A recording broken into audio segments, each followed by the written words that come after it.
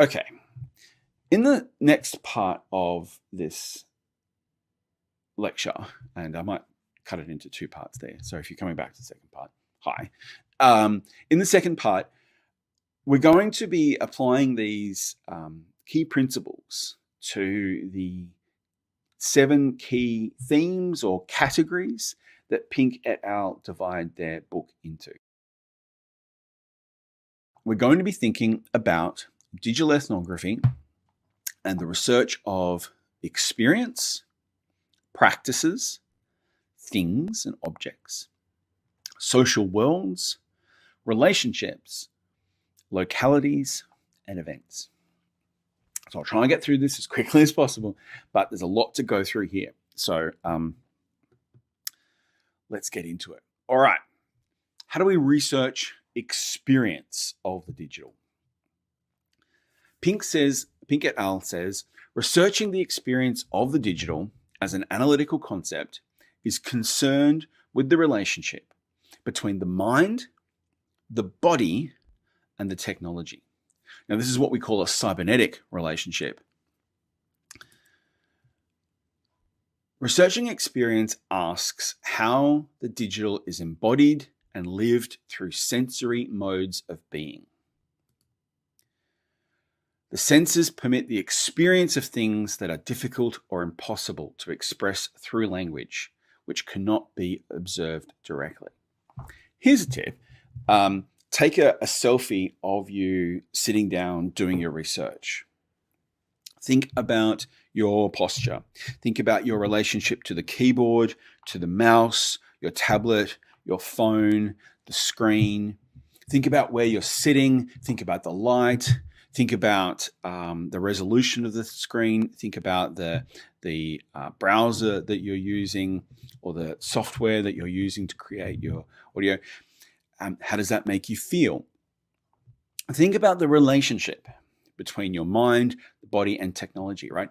These are the kinds of things that are so mundane and so what we call ubiquitous, right? Or quotidian, right? Completely everyday things and experiences that most people overlook and don't register as being important, but they all form the basis for your experience. When you're collecting your data, at least once think about the cybernetic relationship between you and the device and you and the content that you're engaging with. More on that later. We'll unpack that a little bit more.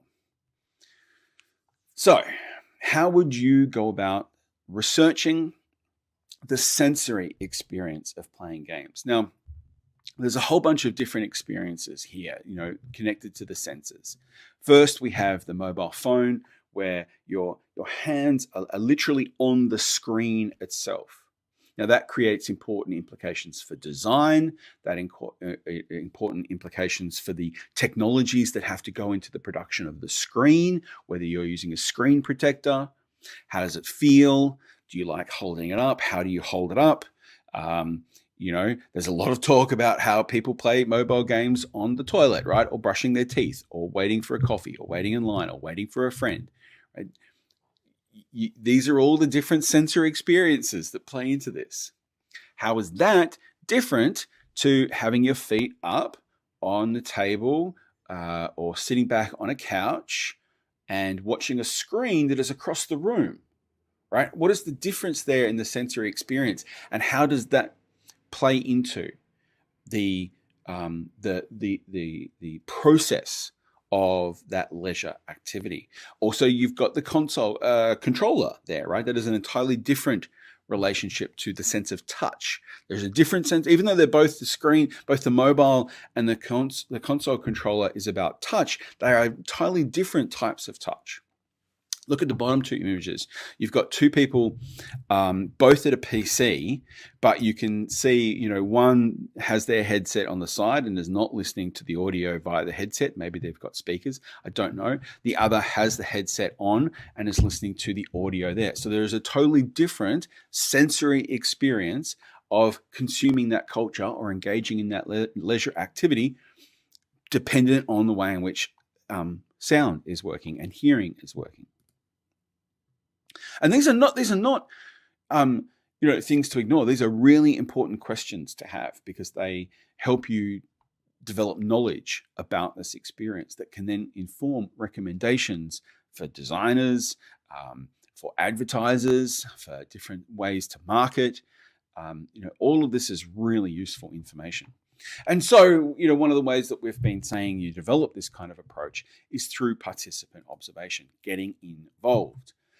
One of the challenges of studying digital experience is that the experience is often difficult to articulate. This is why taking lots of notes and focusing on specific details is really useful. So you can help to build up layers of observations in order to clearly communicate this to an audience who might not have ever thought about these things. Participant observation attempts to understand and interpret experience, relying on the ethnographer's immersion in sights of other people's experiences. Right? How to make sense of what someone else's experience? Well, one of the ways to do that is start to have that experience for yourself. If you're not engaged in the area of research that you're doing, you're going to be at a distance. And so your data is going to be at a distance. And your recommendations and observations and findings and conclusions are going to be at a distance. Not necessarily valueless, but very different. Too often we lump the experience of play into one category, that of games. There are multiple modes of being through which we can understand the experience of play. Sound, vision, touch, but also multiple experiences. The way younger children play, for example, is very different to the way older children play, which is very different way to the way adults play. There's the notion of being playful as opposed to playing a game. And we can make sense of these differences by focusing on the different sensory elements involved in those play. What's involved in sound and communication, what's involved in the vision and the mediation, and how touch organizes the experience through what we call the haptics, the input of feedback, the input and feedback through material controllers. All right, let's move on because there's a lot to get through and I want to do this quickly. Researching practice. Okay. When we are doing a digital ethnography that is examining practice, we are being attentive to how actions and habits are shaped and maintained over time. So this is where that technology becomes decentered and we're focusing on the user themselves, right? Or the consumer or the participant. And we're focusing on their actions and their habits and how that's shaped over time. Pink et al. Says, practice-inflected ethnographies are particularly useful for capturing complex intersections between material, media, culture, and society. They bring the everyday and the invisible to the foreground. And this is where we're talking about, really focusing on the details. So you're not just focusing on the thing itself, you're starting to build up an idea of how that thing works with yourself over time. So habits like, at what times during the day are you checking social media? At what times during the day are you checking email? At what time during the day are you watching content? How is your day organized? Not just through work practices or socialization practices or the movement of the sun, right, and the planet, but how your actions and habits have accumulated. Have you ever tried to break a habit with regards to the practices of social media, right? Or messaging? How difficult has that been, right? We don't often think about this. Another thing we don't often think about is our relationship to our technologies, and we'll talk more about this over time in a second when we talk about things, but I'm focusing now specifically on the practice, right? I'm quite interested in the ways in which people add stickers to laptops and tablets and things like that. I'm also interested in the way in which people might change phone cases or you have ornamentation on their phone cases in order to personalize, right? And engage with that object. Researching practice requires different analytical frameworks. For example, In The Practice of Everyday Life, a book by Michel de Certeau, the author explores the individualization of mass-produced objects and popular culture. De Certeau is drawing on another sociologist by the name of Pierre Bourdieu to consider how the practice of using objects like cutlery, stationery, or streets, and the rituals, how we view them, the pathways that we take across them, the laws that we make about them, make these objects and practices our own. And so I'm going to, there's a section from The Practice of Everyday Life on the Moodle readings this week. And you will see as you're reading through it, the analytical framework that's being constructed through the concept of practice, the concept of objects, and the concept of rituals, and how that framework is shaping the analysis of the experience of the data. And that's ultimately what we're trying to get you to do in your digital artifacts. So one way to apply this is to think about workplace practices. One of the disciplines that has evolved to think about this is known as cultural studies, which has examined the possibility for resistance in the consumption of everyday products, services, platforms, and media, right? This is complicating the notion of consumption, that it's not just a kind of blind, slavish, unthinking consumption, but rather that people are actively engaged every day in the critical practice of consumption, particularly when it comes to products and services and platforms. So cultural studies develops its own analytical framework that through which we understand meaning making as the symbolic resistance that is mobilized by the working class, feminism, indigenous audiences, and what have previously called the subaltern. I'll link to this on the Moodle site, but this is a really interesting article that uses this kind of approach to critically evaluate the culture of sexism at the company called Riot Games. So I'll link that on the Moodle site as well. So another way to approach this notion of practice is to reevaluate the paradigm. And a famous approach to do this is to think about the relationship between what we call technological determinism versus the social shaping, right? So this is a really interesting argument when we think about games and addiction, right? So the technologically determinist approach would be to say that games are designed to be addictive, particularly games where you have to pay a lot of money, you have microtransactions and things like that, right? They're actually actively designed to trigger the psychology of the human brain and make you pay more money or do more of the thing in order to participate. Now, there may be some truth to that. However, the alternative approach is the idea of what we call social shaping, which recognizes that humans have a very high degree of agency.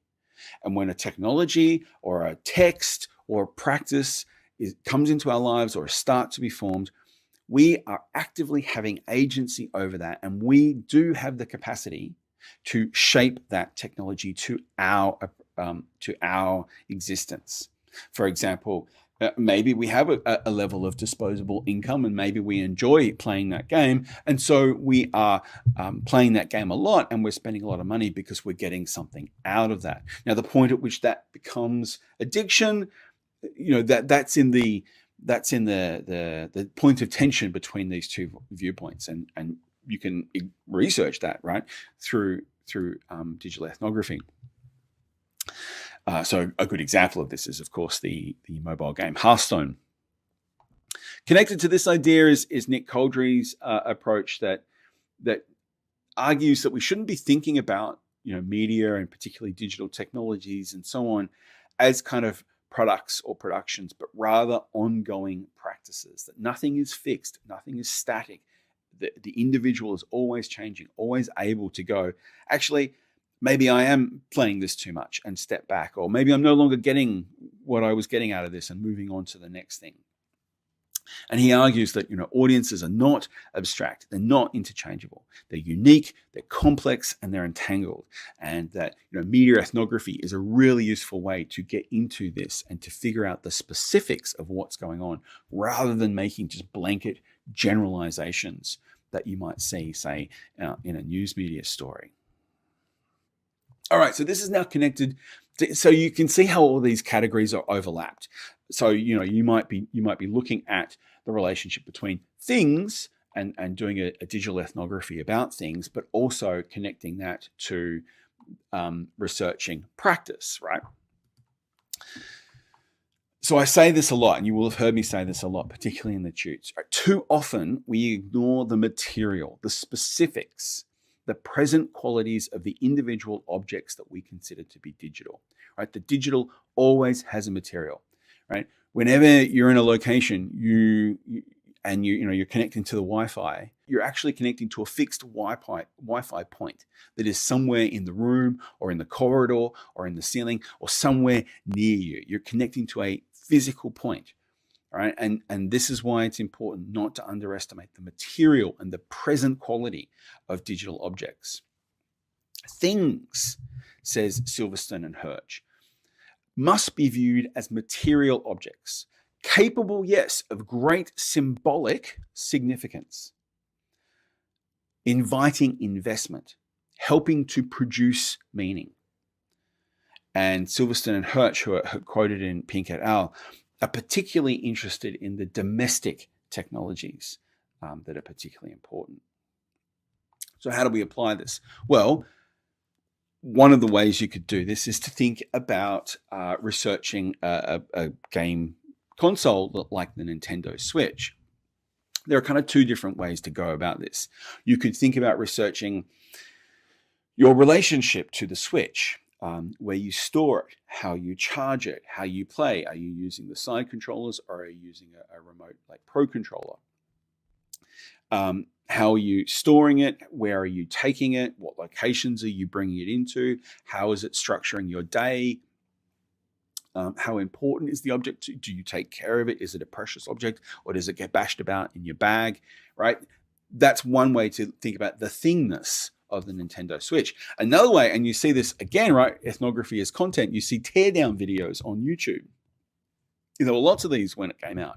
So people were actively pulling apart the Switch to figure out the technologies that are going in here, right? To look at the quality of the battery, to look at the quality of the capacitors, to look at the quality of the insulation, the screws, the wiring of the chips, the soldering of the connections, and actually really deep level analysis of the material technological elements of the Switch in order to make sense of it for their lives. Very interesting approach.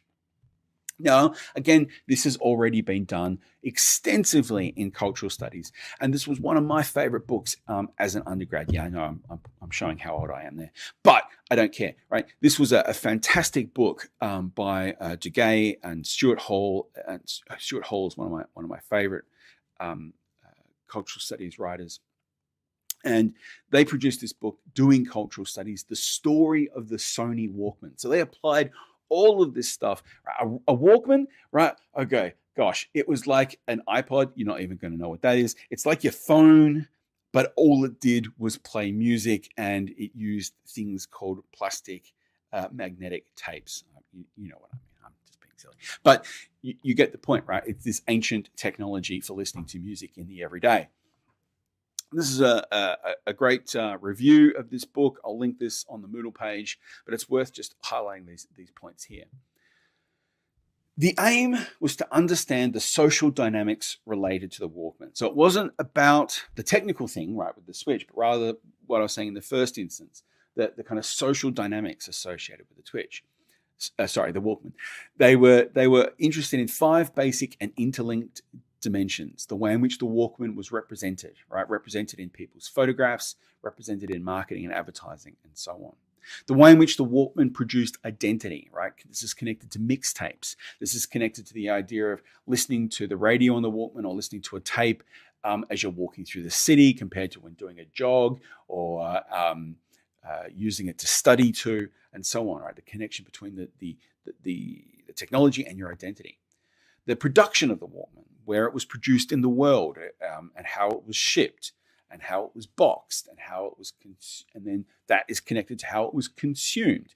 In what way was it purchased? How long did that purchase last? Connected to batteries, and so on and so on. Connected to the quality of the audio, and so on, and how the Walkman was regulated via government, via taxation, via copyrights, and so on and so on. The book's conclusion is that culture can be studied not only as a series of contents or as connected set of. The book's conclusion is that culture can be studied not only as a series of contents or as a connected set of manufactured devices, but also as an ensemble of practices embedded into modes of production and ways of consuming. Okay, social worlds. Right now, we're really starting to get away from the technology itself. We're going in a different direction to thingness. And we're thinking about the social worlds, the sociality that digital technologies enable and form. The digital, the online, and the virtual have transformed what we think of as social worlds. Platforms which have enabled individuals to have social interactions synchronously and asynchronously.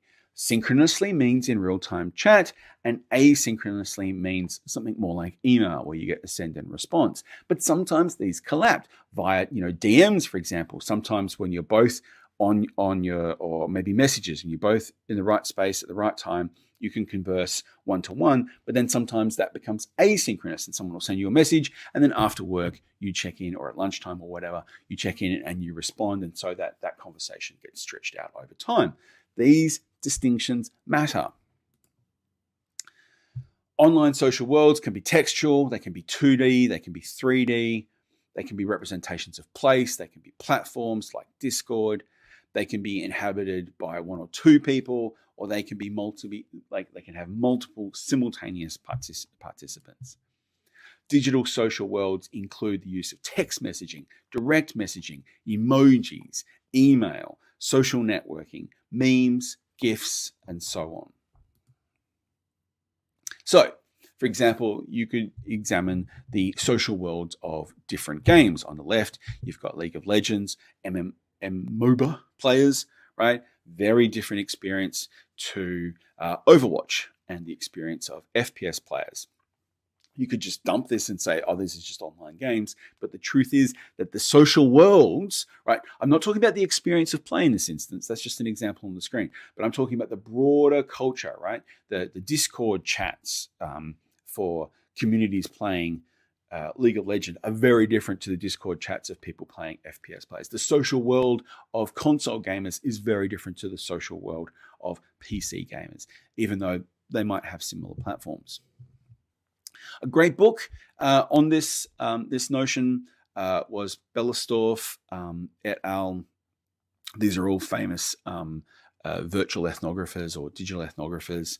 Really, really interesting book in which they challenge the notion of the real. Now, this is really important. So this distinction that virtual worlds or social networking or whatever is not real is complete garbage, right? We've seen in England, we've seen a teenager arrested for posting, kind of violent themed rap lyrics over the top of images on Instagram. Arrested, right? For hate speech.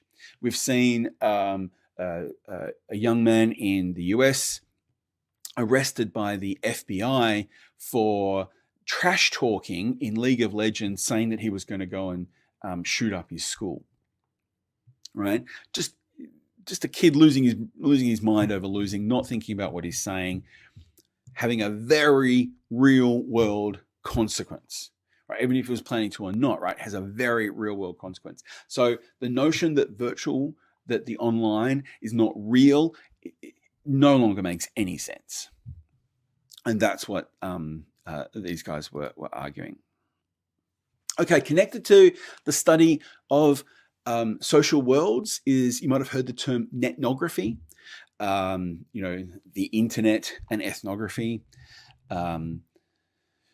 This was the kind of approach back in 2010 by Kozinets, which was the study of communities as having both online and offline elements. I think the collapse is much stronger than what it was 10 years ago. But Kozinets still use this term to refer to a group of people who share social interactions, social ties, and a common interactional format along a continuum of participation. So some people can participate more than others, right?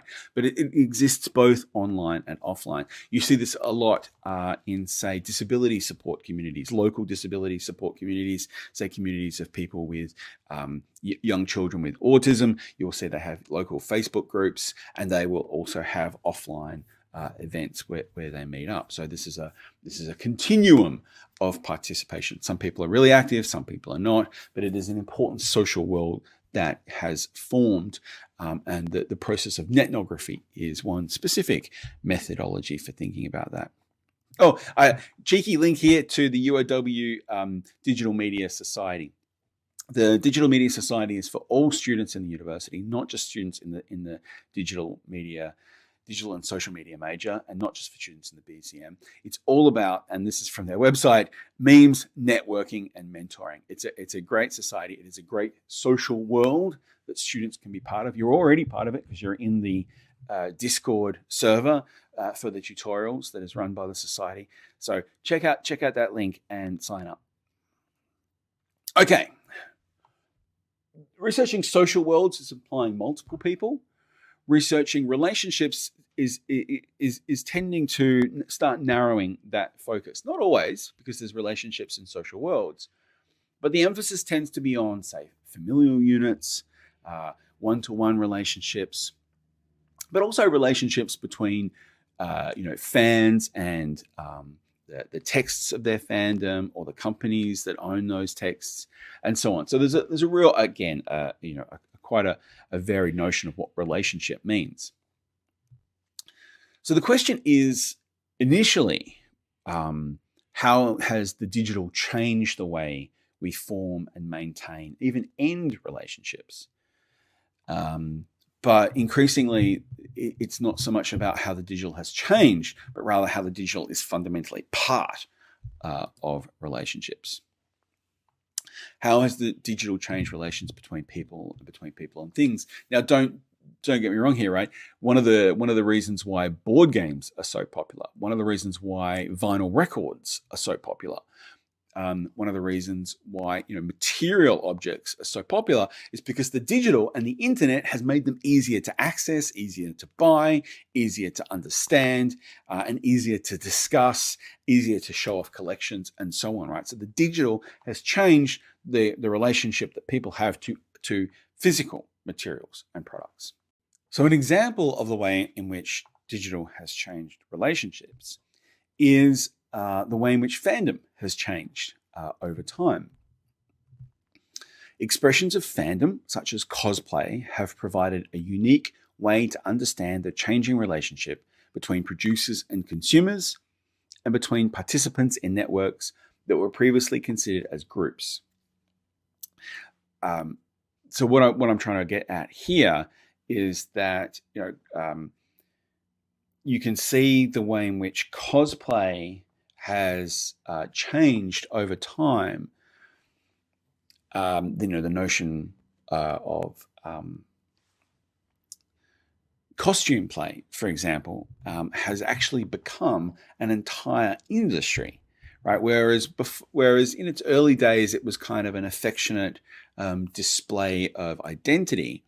That has been industrialized, and you get really fascinating groups like Camus Cosplay, which is a husband and wife team who have a YouTube channel. They sell books on how to create cosplay. They have this Instagram. They do public appearances. They do public workshops. So the paratextual relationship between the individual and the cosplay is no longer just an expression of fandom, but has become a participatory industry in and of itself. And so the notion of the way in which the relationship has changed there is really profound and really interesting. So one of the books that was really useful in contributing to changing the way we think about relationships in the digital era was the book Networked by Lee Rainey and Barry Wellman. And they argue that the impact of the digital is not, again, right, this notion between online and off, but rather a continuum of what they call hyper-connected life.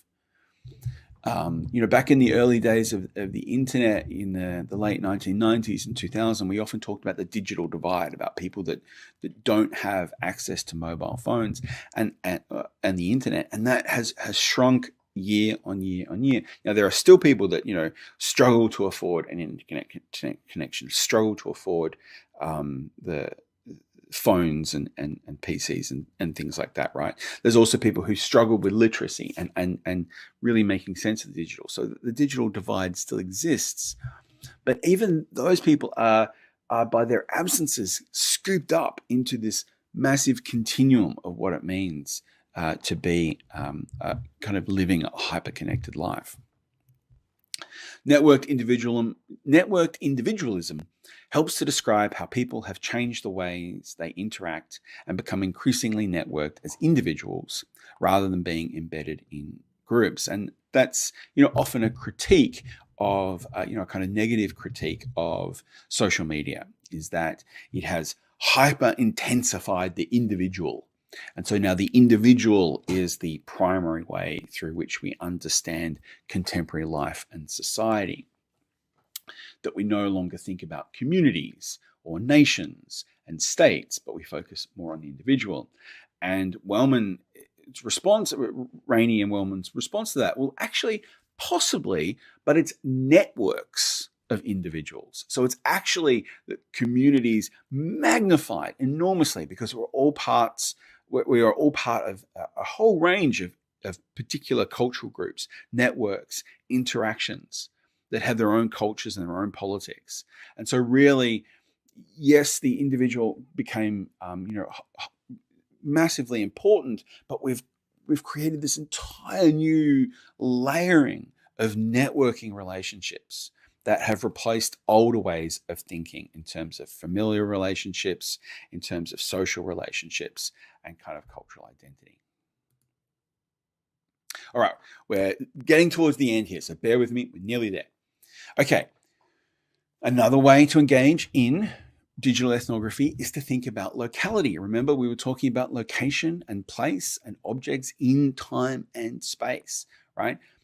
Being is important when it comes to the digital, and we are beings in specific localities, whether it's your lounge room, your study, the bus, the library, the classroom, wherever it is, right? There's a locality that is implied in that experience.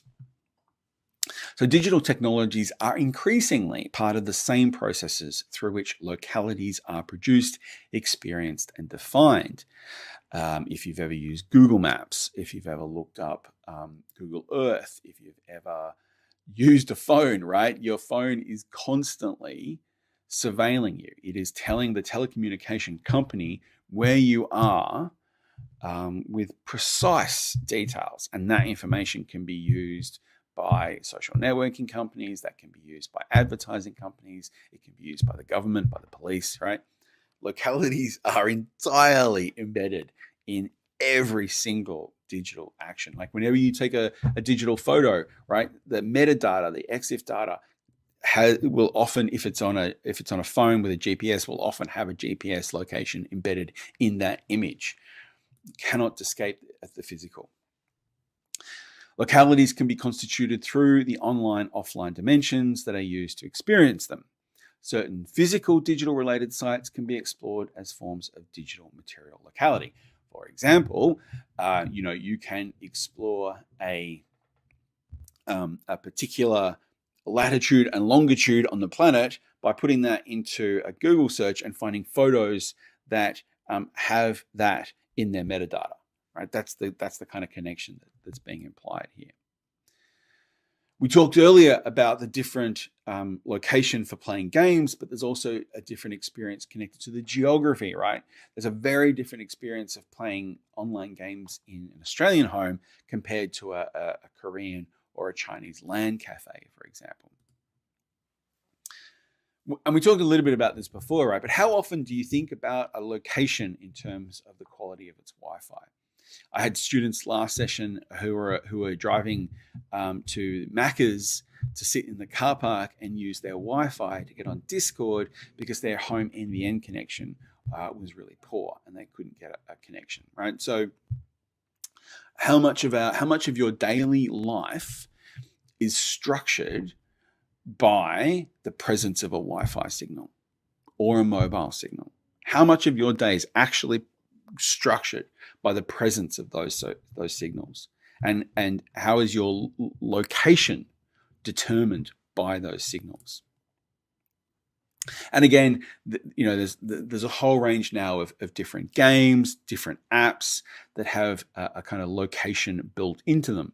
And we're going to see much more of this in the future as these kinds of technologies take off. All right.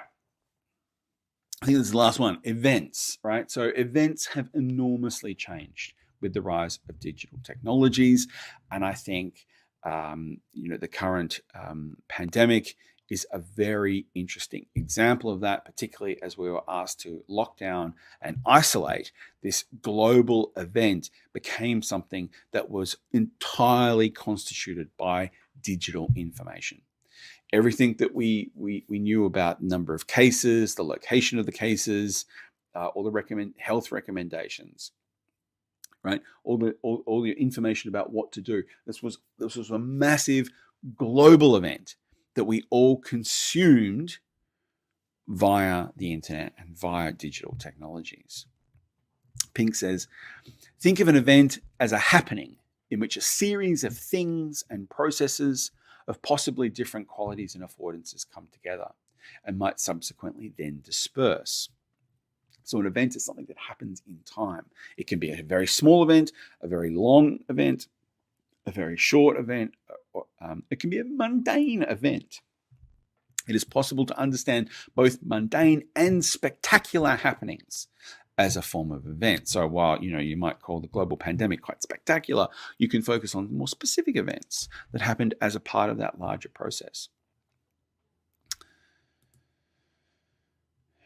I'm going to try and put an excerpt from Doreen Massey's book on For Space, which is a really interesting way of thinking about events as what she calls a constellation of processes, and how the digital has exponentially expanded the extent of these constellations.